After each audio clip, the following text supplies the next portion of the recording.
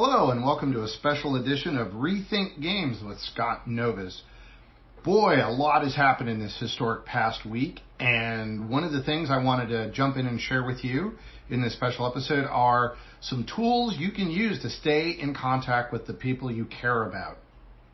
Now, my favorite way of gaming is obviously in person, but I think we've just had that taken away from us given the current desire for safe social space. Now, having said that, I still think it's totally okay, and we're still doing it with our friends for small private groups to meet at home. And in fact, we've definitely seen a resurgence in our game party business for exactly that reason, because it's at home, you know exactly who's there, and it's safe. But let's say you can't get together, and especially with kids being out of school, what do? What are some options to stay connected or try to manage the situation? So what I want to do in this episode is share with you some of the tools that we use or gamers use that you might not be aware of, but they're easy, they're available, they're largely free, and they have pros and cons. So I'm going to go over 5 tools that are going to start with Slack, Zoom, Google Hangouts, and then I'm going to do a couple of gaming tools, Discord, and believe it or not, Minecraft, and we're going to talk about that. So let's dive right in. Let's have a look. So I think what has just taken the business world by storm and is slowly moving out into other social groups is a great tool called Slack. S-L-A-C-K. If you Google that and you can download Slack, I'm sure you can look up the website. I don't like giving out websites verbally. I'll put it in the links to all of these in the show notes. But what makes Slack so powerful is it's a platform agnostic real-time chat. So what that means is you can have an Android, you can have an iPhone, you can be on your desktop, you can be on your tablet. It doesn't matter. You can share and communicate rapidly, and you can text really quickly, and you can have threads. You can create channels. You can create groups of people. It is an extremely powerful tool for rapid real-time communication. I have it on all my devices, and it has largely replaced email for me, and we find it more effective than texting because of that weird Android break between iMessages and WhatsApp. And WhatsApp has to be connected to your phone. So you have to have your phone or your computer. I don't have that limitation with Slack. It's everywhere, it can be everywhere, and it's available. So that's kind of my go-to rapid communication tool where I could just reach out, connect with my team, they can connect with me, but it is largely text only. Now, Zoom is the next tool, and it has done an absolutely amazing job of providing awesome, high-quality, two-way video or voice communication. I know that their subscriptions are spiking. There are free accounts. The only limit to Zoom is they're capping video conferences at about 40 minutes. They've started expanding that a little bit, which has been wonderful. But it's not the kind of thing you leave open all day. You don't tend to just sit out there and be in a Zoom call all the time. It's very event driven.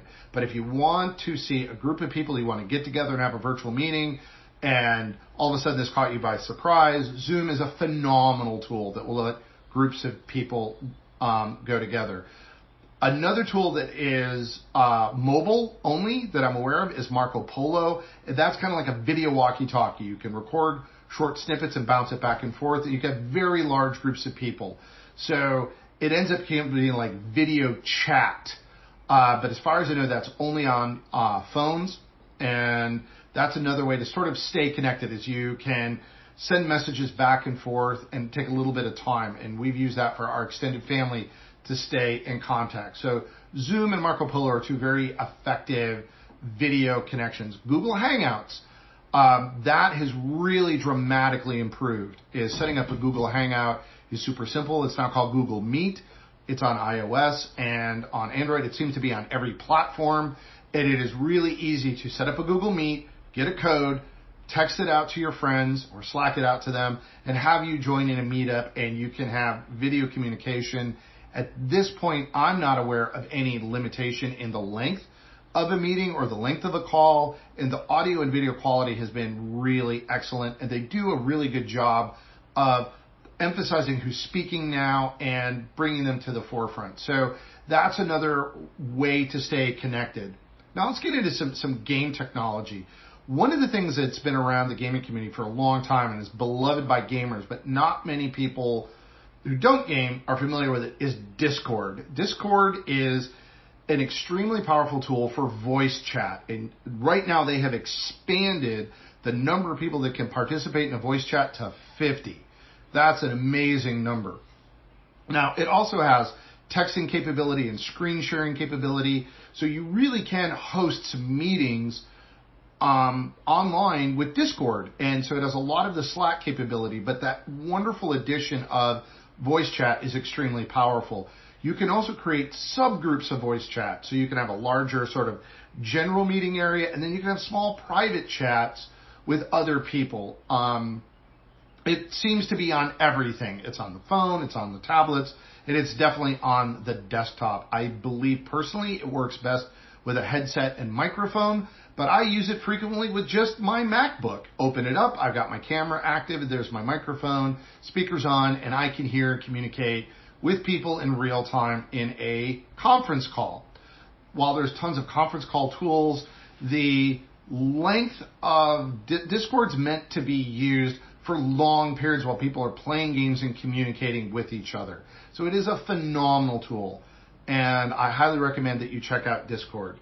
Now here's one that's a little bit out of the box, and it's a creative way to think about it. So many kids have Minecraft, and it's such an open world. One of the things conceivably that you could do is create a Minecraft server for your kids to play in and you to join them. You don't even have to play. You can have it open in a window on your desktop or your computer, but you're able through the chat interface of Minecraft to kind of keep connected with them, keep an eye on them while they're playing, be in the world with them while they're running around. So if they're at home and you have to go to work, one kind of novel idea would be to log into a Minecraft game with them and be able to stay connected in communication so that you're interacting, and the controls are very simple. It might be a bit weird to learn, but it's something that you can come up with and have a way of staying connected and doing something positive. In a future episode, I'm going to break down a bunch of really interesting online games and online ways to stay connected through a whole variety of gaming technology that is meant to bring people together. And our focus is going to be on things you can do together to create sort of your own virtual events, because here's the thing. We take for granted the people that are in our lives on an everyday basis, and all of a sudden that just went away. And now we can't see the people that we like to see and hang out with all the time. So how do we use technology to maintain those connections and maintain those friendships? Because I believe friendship has never been so important, especially in times like this where there's a lot of uncertainty, people have deep levels of concern. Our ability to stay connected is very important. And people turn to technology and go, oh, it should be able to do this, but how? So we'll work on putting up tutorials. We'll work on putting up resources so you can figure out how to get connected and stay connected with the people that you love and care about, because we know that bonding and staying connected is super powerful because it develops 3 core psychological strengths in all people. When we're strongly bonded with people, it develops our sense of relatedness, how well we can relate to and connect with other people. The more you connect, the more you can connect. And it helps with emotional regulation. And that's really important right now. If you want to stay calm, you want a high level of ability to manage your own emotions. And the third one is resiliency. And I think right now, what we're seeing is nationally and globally, we're testing our capacity to be resilient, problem solvers. So it's so much easier to relate to other people, manage our own emotions, and deal with challenges when we're bonded and connected with other people that recognize us and understand us, and we can do that for others. So these are some tools: Slack, Zoom, Google Hangouts, maybe Marco Polo, Discord, the gaming chat server, which is an amazing tool, and possibly jumping into a multiplayer game like Minecraft that's open-ended and supports many people being in the same world at the same time, playing together and communicating.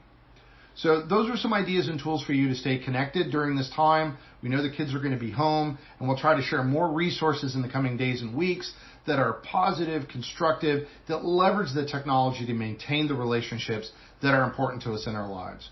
Like I said, I don't think friends have ever been more important, and I believe we can use game technology to maintain those friendships. Thanks for joining me, and I look forward to connecting with you. I'll be back next Tuesday with another tip and some more useful tools. And don't forget to check out scottnovus.com for more resources. And we're going to be rolling out some really exciting virtual programming at Bravus.com as well as GameTruck.com. So we're doing everything we can to help keep people together and create an environment where you can make a friend. That's why we're here. Have a great week.